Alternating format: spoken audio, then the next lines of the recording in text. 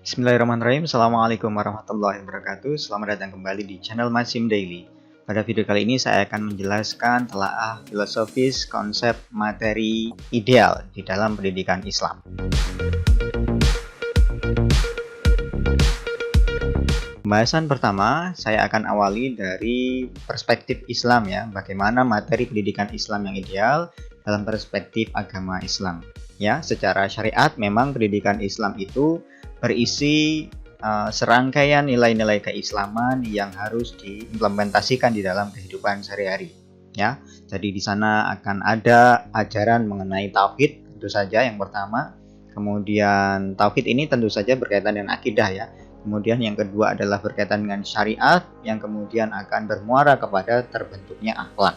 Ya, jadi tiga hal inilah yang kemudian harus diberikan di dalam materi pembelajaran atau pendidikan Islam. Itu secara idealnya seperti itu. Nah, adapun di dalam Al-Quran maupun hadis kita juga akan sering kali menemui dalil-dalil nakli ya berkaitan dengan bagaimana pentingnya memberikan materi pembelajaran pendidikan Islam kepada generasi penerus kita. Ya, bahkan ayat yang pertama kali turun ya yang diturunkan oleh Allah kepada Rasulullah Muhammad SAW itu adalah perintah untuk Iqra. Nah, Iqra itu secara bahasa Arab memang artinya membaca, tetapi dalam hal ini bukan hanya membaca secara tekstual, tetapi juga memahami ya bagaimana ilmu-ilmu yang bersumber dari ayat-ayat qauliyah, yaitu dalil nakli, dan juga ayat-ayat kauniyah yang berupa serangkaian fenomena alam. Ya, jadi semua itu harus kita pikirkan, harus kita baca, harus kita pahami sedalam mungkin. Ya, jadi inilah yang merupakan bukti konkret bagaimana Islam itu sangat menjunjung tinggi nilai-nilai sains ya, baik itu natural science maupun social science, dan juga keilmuan Islam ini harus diberikan secara mendalam. Nah, kemudian dalam beberapa hadis juga Rasulullah seringkali memberikan dasar-dasar bagaimana materi-materi keislamannya harus ditanamkan sejak dini. Ya, kita tahu bagaimana hadis bahwa seorang yang dilahirkan ke dunia ini tergantung bagaimana didikan orang tuanya, itu yang pertama.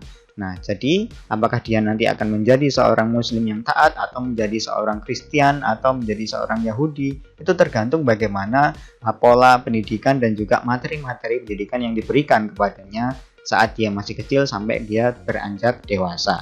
Nah, itulah yang kemudian menyebabkan kita juga harus memahami ya bahwa pendidikan Islam itu bukan hanya sekedar syariat sesungguhnya, tetapi juga harus kita pahami bahwa materi pendidikan Islam juga melingkupi hal-hal yang bersifat lebih umum lagi. Tidak hanya ayat-ayat nakli ya yang kemudian yang kita sebut ayat qauliyah tadi, tapi juga bagaimana kita memahami ayat-ayat kauniyah, dalam hal ini social dan natural sciences.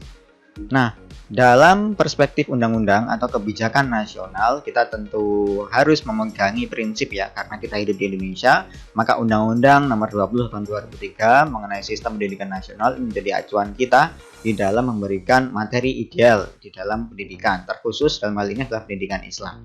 Nah, tentu saja nanti akan ada aturan-aturan lain yang menyertai hal itu ya teman-teman. Saya rekomendasikan untuk melihat video YouTube yang sudah terpublish di channel Masim Daily. Ini berkaitan tentang situs penyedia referensi undang-undang maupun kebijakan nasional terkait dengan kependidikan ya. Linknya ada di atas ya. Oke, selain undang-undang Sisdiknas tadi, tentu ada beberapa aturan turunan ya, yang dalam hal ini mungkin teman-teman sudah mengenal ya aturan mengenai standar nasional pendidikan yang sekarang sesungguhnya sudah ada pembaruan ya. Yang terbaru adalah melalui peraturan pemerintah nomor 57 tahun 2021. Nah, melalui peraturan pemerintah nomor 57 tahun 2021 ini sudah dilakukan pembaruan ya terkait dengan bagaimana standar nasional pendidikan itu harus betul-betul relevan dengan tuntutan zaman di era saat ini. Nah, maka di sini juga perlu kita perhatikan ya, ada beberapa aturan yang lain yang harus kita kaji juga ya tentunya. Di sini termasuk Permendikbud nomor 21 tahun 2016 ini tentang standar isi untuk satuan pendidikan dasar dan menengah. Artinya adalah bahwa di sini harus kita cermati juga bagaimana materi pendidikan Islam ini mampu mengakomodir maksud dan tujuan dari sistem pendidikan nasional itu secara material ya. Kemudian juga ada peraturan pemerintah ya nomor 55 tahun 2007 ini yang sudah cukup lama ya. Ini tentang pendidikan agama dan pendidikan keagamaan. Tentunya kalau kita berbicara mengenai pendidikan Islam maka kita harus mengaji juga ke situ ya. Ini belum ada perubahan jadi masih berlaku sampai saat ini. Kemudian ada juga peraturan Menteri Agama ini nomor 13 tahun 2014 ya. Ini tentang pendidikan keagamaan Islam. Jadi khusus bagaimana pendidikan keagamaan Islam ini harus diberikan sesuai dengan peraturan, baik itu peraturan Menteri Pendidikan maupun Kebudayaan dan juga peraturan Menteri Agama, karena kita harus berdiri dengan dua kaki ya dalam hal ini dalam aturan Dikbud dan juga aturan Kementerian Agama. Nah, lalu juga ada yang terbaru, ini ada keputusan Menteri Agama ya nomor 183 tahun 2019. Ini tentang kurikulum pendidikan agama Islam dan bahasa Arab di madrasah. Bagaimanapun pendidikan Islam ya dalam segi institusi itu secara kelembagaan formal itu kan ada di sekolah umum maupun juga di madrasah. Toh nanti juga ada pendidikan Islam yang diberikan di pesantren ya dan juga di madrasah diniyah atau Ma'had Ali. Itu juga ada sebenarnya peraturannya. Teman-teman nanti bisa cek sendiri bagaimana mekanisme pemberian materi tersebut. Tapi di sini yang ingin saya katakan adalah kenapa kok muncul Kementerian Agama ini mengeluarkan suatu keputusan ya terkait dengan pendidikan agama Islam dan juga bahasa Arab.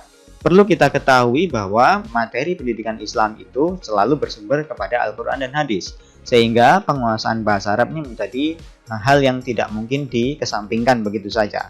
Yang kita pahami adalah pendidikan agama Islam saat ini ya termasuk di dalamnya adalah berkaitan dengan akidah, kemudian fikih, kemudian sejarah, kebudayaan atau peradaban Islam, dan tentu saja yang tidak boleh kita kesampingkan adalah Al-Quran dan hadis. Nah ini harus semuanya didukung dengan kemampuan bahasa Arab yang mumpuni, sehingga peserta didik ini mampu betul-betul memahami bagaimana isi dari materi pendidikan Islam yang ideal itu tadi. Jadi secara substantif itu tadi isi dari materi pendidikan Islam yang ideal. Lalu berikutnya, kenapa kita harus memahami materi pendidikan Islam yang ideal tadi seperti yang saya sebut? Karena sebagaimana yang kita pahami ya, pendidikan Islam tidak boleh hanya berhenti pada ranah kognitif saja, tetapi harus dimaknai secara komprehensif dan dihubungkan dengan keilmuan yang lain, baik itu natural sciences maupun social sciences, ilmu pengetahuan yang bersifat kealaman maupun ilmu pengetahuan yang bersifat kemanusiaan sosial. Ya, itu harus menjadi pemahaman kita bersama. Bagaimanapun para ulama atau para cendekiawan muslim yang ada pada masa kontemporer yang modern ya, termasuk Ismail Roji Al-Faruqi, katakanlah Syekh Naqib Al-Athos, atau juga beberapa ulama di Indonesia ya, sebagaimana kita kenal ada Harun Nasution, kemudian ada Amin Abdullah, semuanya menyuarakan yang namanya integrasi keilmuan atau yang konsepnya beberapa dekade yang lalu kita kenal dengan Islamisasi ilmu. Nah, pembahasan ini tentu saja harus kita cermati bersama ya, bahwa kita perlu memahami betul pendidikan Islam itu tidak hanya berbicara mengenai akidah, syariah, muamalah itu saja, tetapi bagaimana kita bisa mengintegrasikan keilmuan yang ada di sekeliling kita supaya bersinergi ya, berjalan berdampingan dengan nilai-nilai keislaman yang sudah kita tanamkan sejak dini kepada peserta didik.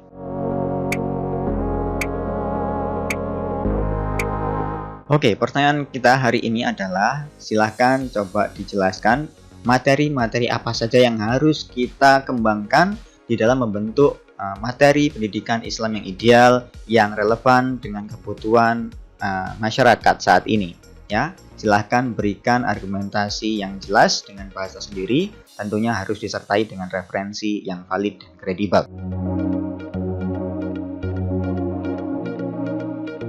Oke, sementara itu dulu. Terima kasih atas perhatian dan kebersamaannya. Kita lanjut pada diskusi di kelas online kita. Tetap keren, tetap semangat, jaga selalu kesehatannya. Wassalamualaikum warahmatullahi wabarakatuh.